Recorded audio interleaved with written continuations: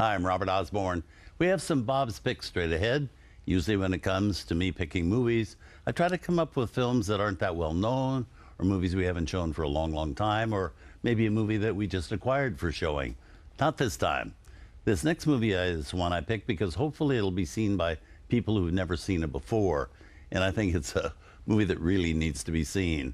And I must say I envy you if you haven't seen it before because of the discovery you have in store. The film is a great one, A Place in the Sun, directed by George Stevens, released by Paramount in 1951, and starring Montgomery Clift, Elizabeth Taylor, and Shelley Winters.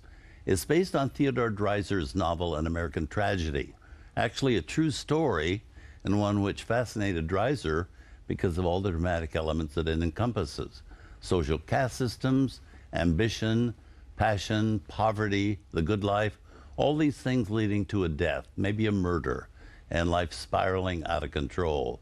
Now, it's a project that George Stevens took to the bosses at Paramount, a studio which had earlier made an early 1931 film version of Dreiser's book, which had not been a success. Well, Paramount didn't give Stevens an immediate green light on this remake because that earlier version hadn't made a dime. But Stevens, in essence, said, hey, that earlier version was a failure because it didn't stay true to Dreiser's book, whereas Stevens wanted to do the story exactly as Dreiser had written it. Well, eventually the executives at Paramount said yes, mainly because they wanted George Stevens to make new other movies for the studio.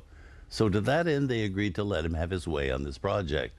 Well, the film was finished and ready for release in 1950, but it turned out so well, Paramount realized that if it was released at that time, it would very possibly compete for Academy Awards and audience attention with another drama they were releasing in 1950, Sunset Boulevard. So they held up this George Stevens movie for a full year before sending it to market. Well, that implied to a lot of people that the film had not turned out well. But it had. I mean, it really had turned out well. But when it did open and became a box office blockbuster, many people were surprised. But nobody ever questioned why it would go on to win 6 Academy Awards, including one for George Stevens as the Best Director of the Year. Well, here's that movie, maybe my favorite of all, and certainly one of the great films, A Place in the Sun.